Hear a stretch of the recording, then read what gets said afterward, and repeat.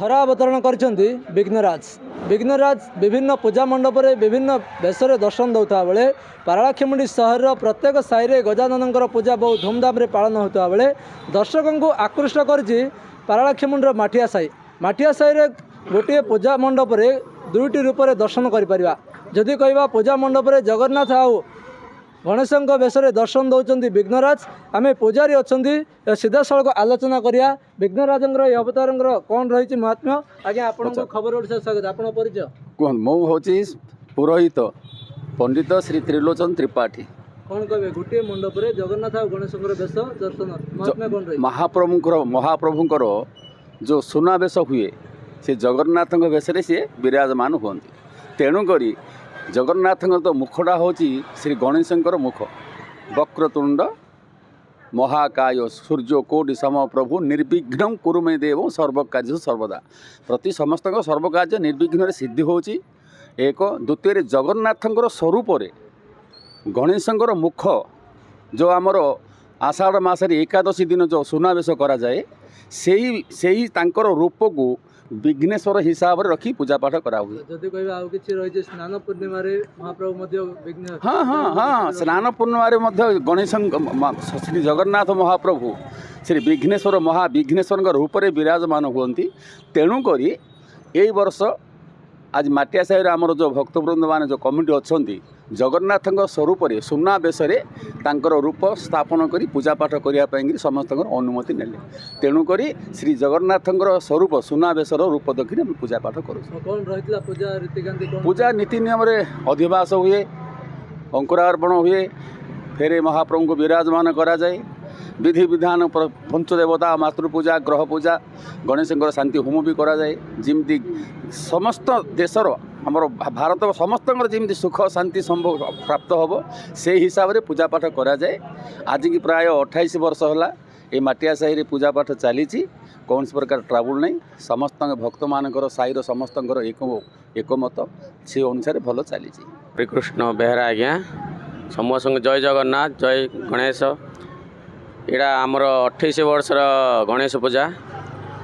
ଏଥର ଆମେ ସବୁ କମିଟି ଭାବି ଜଗନ୍ନାଥଙ୍କ ରୂପରେ ଗଣେଶଙ୍କୁ ପୂଜା ଅର୍ଚ୍ଚନା କରିବା ପାଇଁ ଆମେ ସମସ୍ତେ ଗୋଟେ ନିର୍ଣ୍ଣୟରେ କରାଯାଇଛି।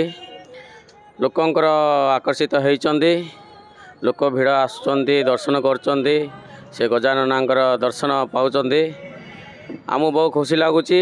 ଆମ କମିଟି ତରଫରୁ ଆମେ ଯାହା କରିଛୁ ସମସ୍ତଙ୍କୁ ମନ ପସନ୍ଦ କରିଛନ୍ତି, ତା ଲାଗି ଆମକୁ ବହୁତ ଖୁସି ଲାଗୁଛି। ଆମର ଏଇ ପୂଜାଟା 28 ବର୍ଷ ହେଲାଣି।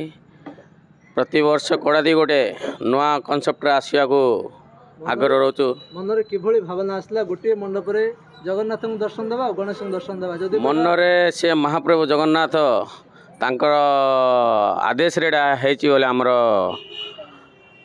ଇଚ୍ଛାଟା, ଆଉ ତାଙ୍କ ଆଦେଶରେ ହିଁ ହେଇଛି ଏଇଟା। ଜଗନ୍ନାଥ ରୂପଟା ଏଥର ଆମେ ଭାବିନଥିଲୁ ଗଣେଶ ପୂଜା କରିବା ବୋଲି। ଆମେ ଗଲା ପରେ ଆମକୁ ଜଗନ୍ନାଥର ରୂପରେ କରିବା ବୋଲି ଆଲୋଚନା ଗୋଟେ ଆସିଲା। ତାଙ୍କ ପାଇଁ ସମସ୍ତେ ହଁ କହିଲେ। ହଁ କହିଲା ପରେ ମୂର୍ତ୍ତି ଅର୍ଡ଼ର ଦେଲୁ। ଅର୍ଡ଼ର ମଧ୍ୟ ମୂର୍ତ୍ତି ଭଲ ବନେଇ ଦେଲେ। ପ୍ରତି ଆମ କମିଟି ପୁରା ସବୁ ସାହି ସବୁ ଖୁସି ଅଛନ୍ତି, ବହୁତ ଖୁସି ଲାଗୁଛି। ଆଉ ଇଏ ଗଣେଶ ପୂଜାର ସମସ୍ତେ ସହଯୋଗ କରିବା ଲାଗି ପ୍ରତି 28 ବର୍ଷରେ ସବୁଦିନ ଆଗେ ଯିବାକୁ ହେଉଛି। ଯେଉଁ ସାଜସଜ୍ଜା ହେଇଛି କେତେ ଦିନ ସମୟ ଲାଗିଥିଲା? ଆମକୁ 10 ଦିନ ଲାଗିଲା ଆଜ୍ଞା। 10 ଦିନ ସଜେଇବାର ଆମ କାମପତ୍ର ଦେଖିକିରି ଏ କାମ କରେଇକିରି ଆମେ ଗଣେଶ ପୂଜା ଦିନ ଏଇଟା ସବୁ ସଜାସଜି ଶେଷ କଲୁ। ଲୋକ ଆସୁଛନ୍ତି, ଦର୍ଶନ କରୁଛନ୍ତି, ଆଉ ଇଚ୍ଛା କରୁଛନ୍ତି ସମସ୍ତେ ବହୁତ ଭଲ ଅଛି ବୋଲି କହିକି ଯାଉଛନ୍ତି। ଆମକୁ ଖୁସି ଲାଗୁଛି। ଆଉ କିଛି ଆଲୋଚନା କରିବା ମହିଳା ମଧ୍ୟ ଅଛନ୍ତି। ତମ ନାଁ କ'ଣ?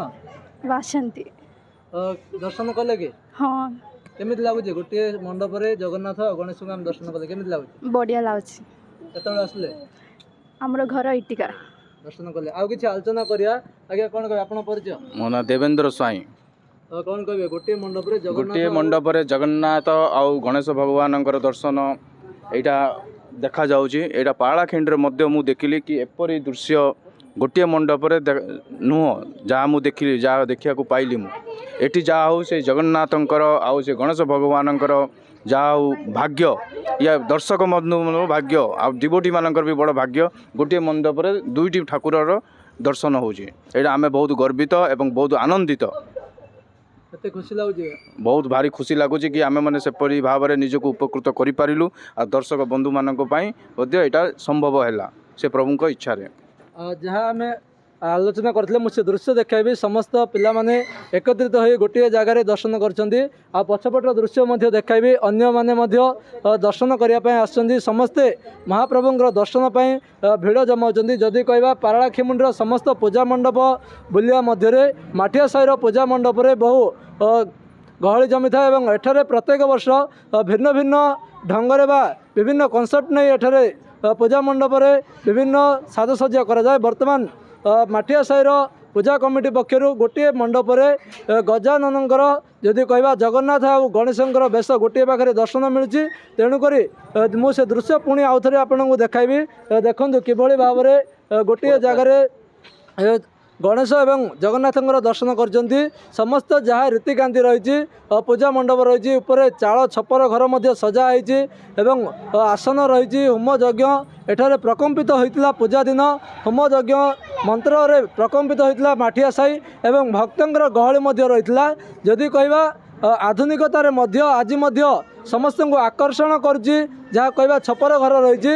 ଆମେ ଯଦି ଗ୍ରାମାଞ୍ଚଳ ଯାଇ ଦେଖିବା ଗ୍ରାମାଞ୍ଚଳର ଛପର ଘର ଲୋକଙ୍କୁ ଆକୃଷ୍ଟ କରୁଥିବା ବେଳେ ତାର ସାମଞ୍ଜସ୍ୟ ଯଦି କହିବା ଏଠାରେ ନିର୍ମାଣ କରାଯାଇଛି ଏବଂ ଗଣେଶଙ୍କୁ ଦର୍ଶନ କରିବା ପାଇଁ ବହୁ ଭକ୍ତଙ୍କର ଗହଳି ଜମୁଛି। ପାରଳାଖେମୁଣ୍ଡିର ସମସ୍ତ ପୂଜା ମଣ୍ଡପ ଯଦି ଆମେ ବୁଲି ଦେଖିବା ତାଠାରୁ କିଛି ଭିନ୍ନ କରି ଦେଖାଇଛନ୍ତି ମାଠିଆ ସାହି ବାସିନ୍ଦା। ଗଜପତିରୁ ହେମନ୍ତ ପ୍ରଧାନ, ଖବର ଓଡ଼ିଶା।